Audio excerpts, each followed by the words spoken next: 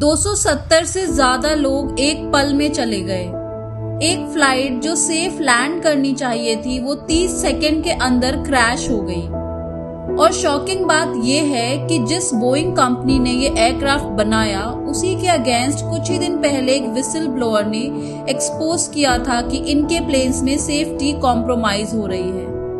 आज इस वीडियो में हम सिर्फ एक क्रैश की नहीं पूरी एविएशन इंडस्ट्री के ट्रुथ वर्सेस ट्रस्ट की कहानी बताएंगे। ये सच आपको चौंकाएगा। पार्ट 1। 12 जून 2025 सुबह 6:15 बजे अहमदाबाद से लंदन जाने वाली एयर इंडिया फ्लाइट AI-171 ने टेक ऑफ किया। प्लेन बोइंग 787 ड्रीमलाइनर था, मॉडर्न, एडवांस्ड और सपोजिटली सेफ। लेकिन टेक ऑफ के सिर्फ 30 सेकंड के अंदर प्लेन ने हाइट गेन करना बंद कर दिया। सीसीटीवी फुटेज में क्लियरली दिखा कि प्लेन स्ट्रगल कर रहा था। और फिर क्रैश। प्लेन सीधा मेघनानी नगर के एक मेडिकल हॉस्टल पर गिर गया। रिजल्ट 270 से ज्यादा लोगों की डेथ, इंक्लूडिंग पैसेंजर्स, क्रू और नीचे के सिविलियंस। एक ही सर्वाइवर विश्वास कुमार रमेश जो कि सीट 11A पे थे। उन्होंने कहा कि सब कुछ एक सेकेंड में खत्म हो गया। कॉकपिट वॉइस रिकॉर्डर और ब्लैक बॉक्स मिल गए हैं और उनके एनालिसिस से पता चला कि मेडे सिग्नल दिया गया था, possibly due to engine thrust loss और फ्लैप इशू। मतलब पायलट ने कोशिश जरूर की लेकिन कुछ सेकंड्स में एयरक्राफ्ट कंट्रोल चला गया। पार्ट 2। इस क्रैश के कुछ दिनों पहले ही एक फॉर्मर बोइंग एम्प्लॉय ने पब्लिक स्टेटमेंट दिया था।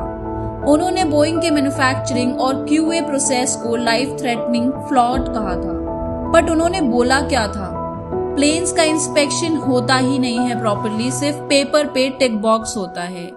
अनसेफ पार्ट्स को डेडलाइन के प्रेशर में अप्रूव कर दिया जाता है। क्वालिटी इंजीनियर्स की टीम काफी कम है और उनके ऊपर अपर मैनेजमेंट का प्रेशर होता है कि डिलीवरी मत रोको।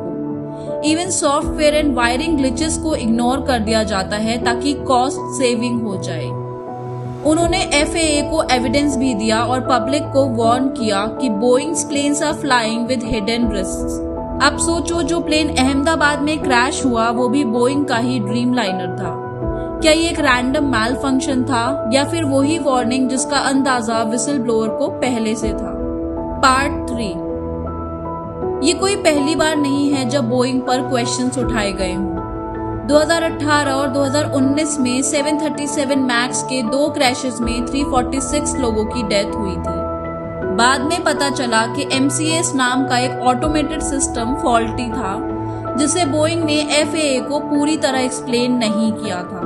बोइंग ने एडमिट किया कि उनसे गलती हुई, फाइन्स भी लगे, CEOs बदले गए, लेकिन क्या एक्चुअल सेफ्टी स्टैंडर्ड सुधरे? नहीं। विसल ब्लोअर कह रहा है कि अब भी वही फ्लॉज सिस्टम में बने हुए हैं। तो आज अगर एक और बोइंग एयरक्राफ्ट क्रैश होता है तो सिर्फ टेक्निकल फॉल्ट नहीं है, ये कॉर्पोरेट नेग्लिजेंस है। पार्ट 4। अब एयर इंडिया की बात करते हैं।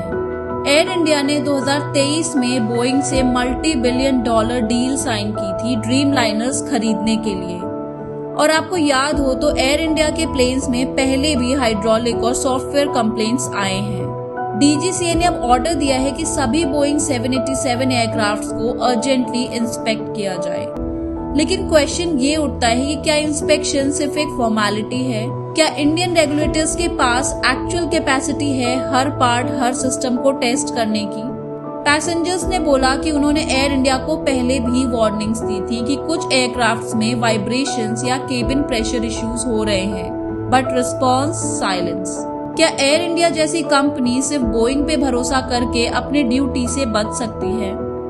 पार्ट 5। इस एक क्रैश ने सिर्फ 270 लोगों की जान नहीं ली, ये दुनिया भर के ट्रैवलर्स का ट्रस्ट भी तोड़ गया।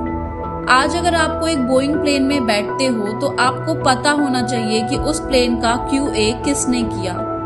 क्या वो लोग ट्रेंड थे या उन्होंने सिर्फ साइन कर दिया अंडर प्रेशर? एविएशन दुनिया भर में सबसे रेगुलेटेड इंडस्ट्री मानी जाती है, लेकिन जब रेगुलेटर्स भी कॉम्प्रोमाइज होने लगते हैं तो सिस्टम क्रम्बल हो जाता है।